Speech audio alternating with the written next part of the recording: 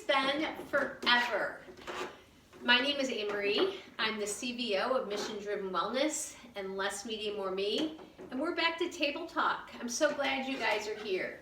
I want to talk to you today about intuitive eating.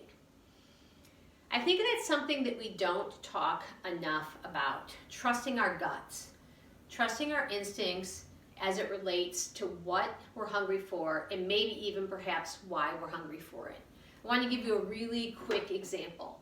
This time of year, I'm typically more hungry for grapefruits and oranges and nectarines and tangerines.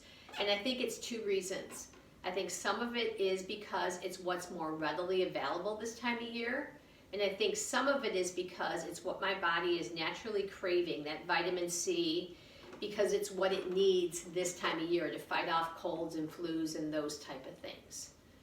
It's something we talked a lot about back when I was in college. We talked from a food science perspective and from a manufacturing perspective and also from a cultural perspective and a recipe perspective. We talked a lot about that. We talked about seasonal eating or intuitive eating or understanding what's available and what's available and how that made a difference in what people chose to eat, how it made a difference on how different cultures survived, why different countries or heritages or cultures picked recipes or ways to cook. It's because it's what was available to them.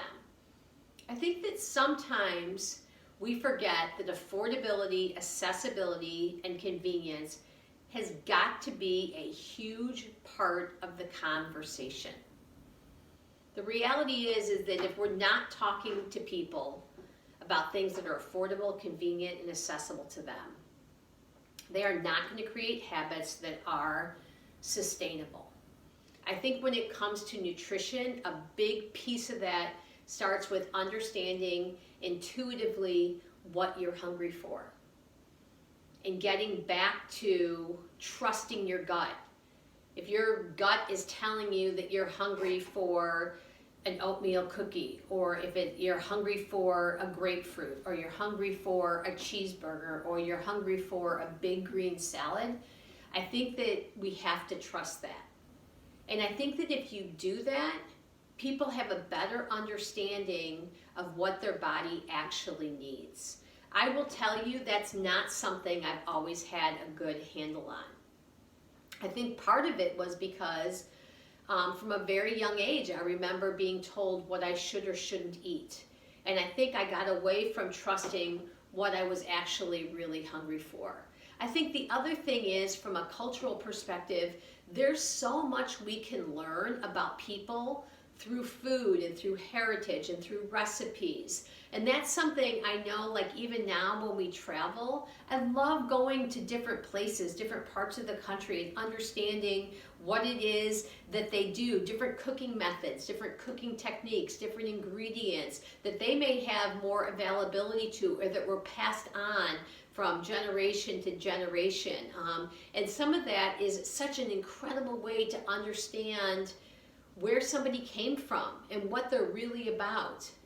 Food is such a wonderful way to connect with each other, to connect with other people in your family, but also connect with people that you may not know. It's such a celebratory perspective. It's something that that's supposed to be done in community, right, alongside each other. And I think that if we can get back to being more intuitive, to understanding what it is that we really need, what's going to feed our soul, for lack of a better word, I think our relationship with food will begin to change in a way that allows us to have sustainable habits to be well and stay well. So I would love to just take a minute to ask what you think. What are your thoughts? Have you been told, things that you should or shouldn't eat? Or have you felt forced into nutrition patterns that may not have felt good for you? Now listen, I'm not telling you that if you're a type 1 diabetic or you have an anaphylactic reaction to peanuts or you're under the care of a cardiac health doctor, I'm not even telling you that if you need community support and there's a well-run program through a registered dietitian and nutritionist out there, that it's not, appropriate for you to do that. That's not what I'm saying. But if you've been on this never-ending cycle of diet, of what's next and what can I do, and nothing has been sustainable, I would ask you to take a step back and reflect on your personal relationship with food, and ask you to consider what it is that you're looking for, what it is that you need, and trusting your gut when it comes to that. We talk about intuition and so many other things in personal relationships, but it is so important to also understand when it comes to feeding us. What are you really hungry for?